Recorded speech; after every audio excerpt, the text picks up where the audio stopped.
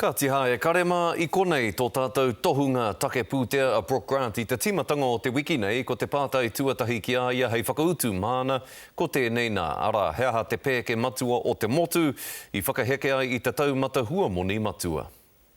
E āwangawanga tonu rātou ki ngā kohu taieri ki te rangi, ara e āwangawanga ki te hauora te ohanga whānui, ki te rāngai miraka o konei, me te ngoikore o te puki utu. Nā, kua tino heke te uara o te tāra Aotearoa I te haki hea o te rātau. Hea hai?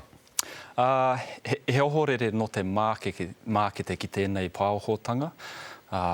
Pōhehe kē rātau o I matapai ai kē rātau hei wainganui tauke, ka whakaiti te taumata huamoni nei.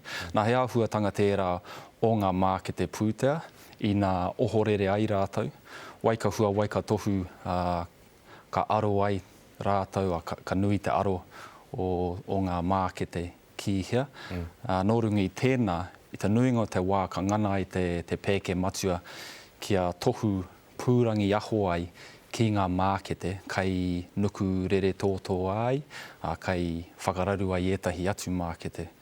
Nā, hei tauere I tērā no tai au kē, mehe mea ka kia Steve Henson ki tōna tira. Kaha tō tātou whakangungu-tanga ko rite tātou mo te kēmu. Engari tai rawa ki te kēmu, ka rūke atu ko Richie McCaw, ko Dan Carter, ko etahi toki anō. Kāre kore ka āwangawanga, ka raru ai te tākoro o te tira. Ka pai tēnā tauira. Nō reira, he oranga kai roto I te whakahekenga o te tāra Aotearoa moa tātou umanga Māori?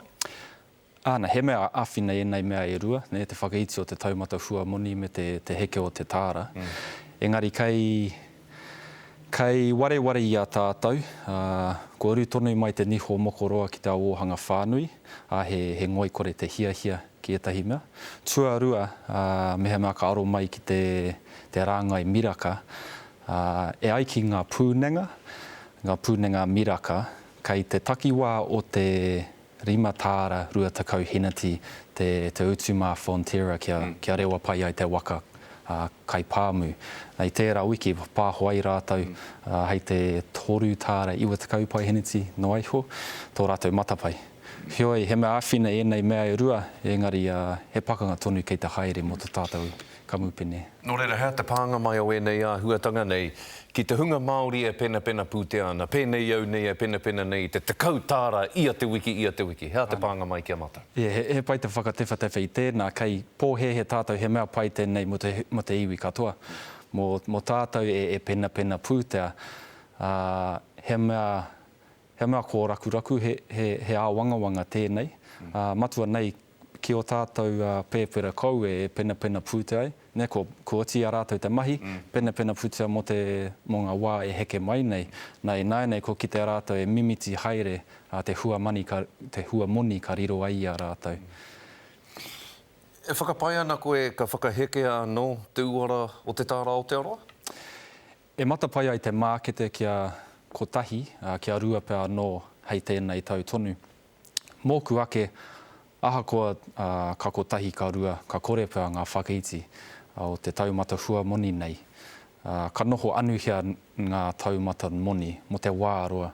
Hioi, he mea pai tēnā mo te hunga kōrero taurewa pūta, he mea tēnā he tāero mo te hunga e pena pūta. Me te mea anō he tohu tēnei kei te he uka tonu te tipu o te ao ohanga whānui.